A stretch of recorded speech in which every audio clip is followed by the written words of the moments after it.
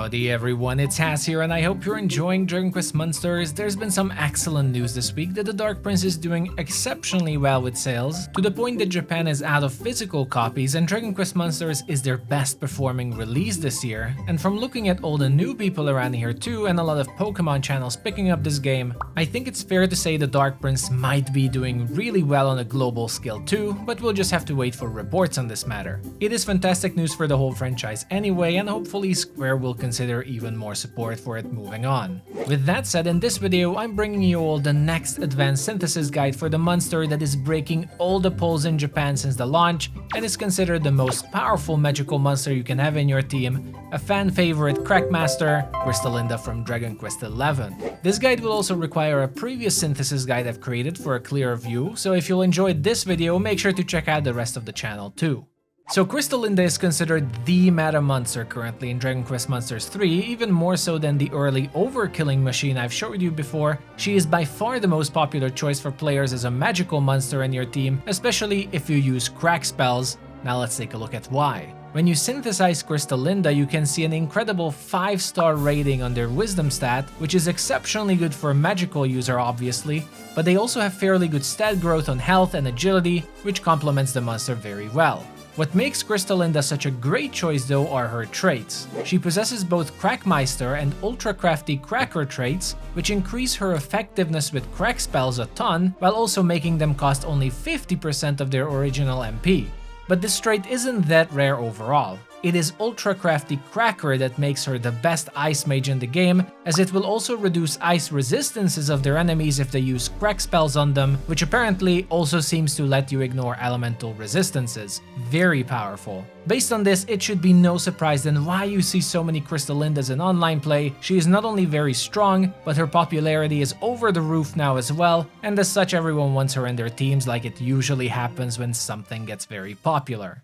Now let's talk about how to synthesize her, as it isn't that simple. First of all, synthesizing her will require another guide for a full overlook on the process, as Bunsen burner from my grandparent synthesis video is one of the requirements to creating her, and for those who don't know what grandparent synthesis is, it is especially recommended to check it out, but know that since the synthesis overall is fairly long, there are 2 synthesis charts existing for the purposes of creating her.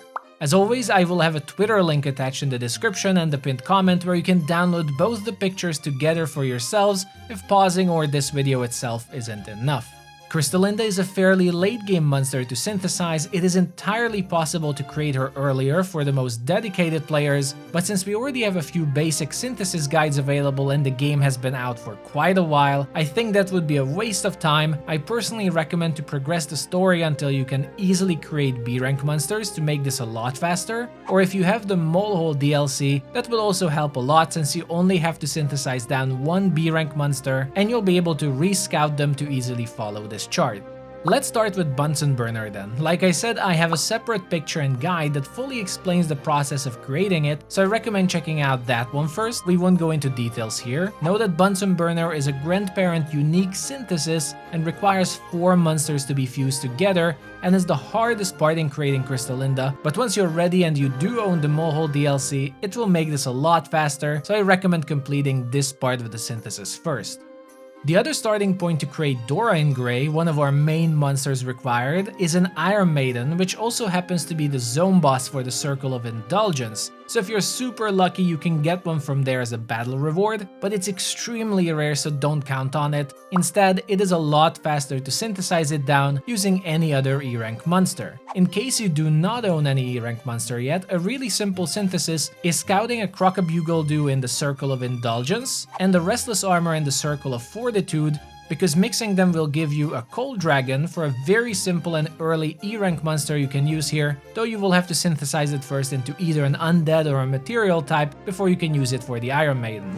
Once that is done, you can mix Iron Maiden and Bunsen burner together for the unique Dora in Grey. Gosh, I just love the name design of this monster. For those who don't know, it is a reference to Dorian Gray, a famous character from an Oscar Wilde novel. Totally recommending it. If you're done with this branch, the good news is that you're pretty much over with the hard part, and it is time to create Snogre for the rest of the synthesis, for which the easiest way is to re-scout a B-rank Bunsen burner from your Molehole DLC and then just mix it with a nature type monster and you're ready. In case you don't own the Moho DLC, well, you can always create another Bunsen burner relatively fast, or any other easier B rank synthesis, though at this rank most of them does get complicated and I currently don't know a very simple recipe. Once you're done, it's pretty obvious from here. Just combine Dora Engrave with your Snogger, and congratulations, you are the owner of a powerful Krystalinda, the most powerful crack spellcaster in Dragon Quest Monsters. So that was my quick guide and follow-up synthesis chart to one of the most powerful magical users you can have in Dragon Quest Monsters. We've been building up a few guys to this point, so it feels quite awesome to be finally done with this synthesis. I'm really happy with the results, and I hope you'll equally enjoy having Krystalinda in your team. Thank you so much for all the support and once again joining me on another synthesis. Expect more guides and content moving on, and if you like this video, consider to like and subscribe as it's greatly appreciated and helps.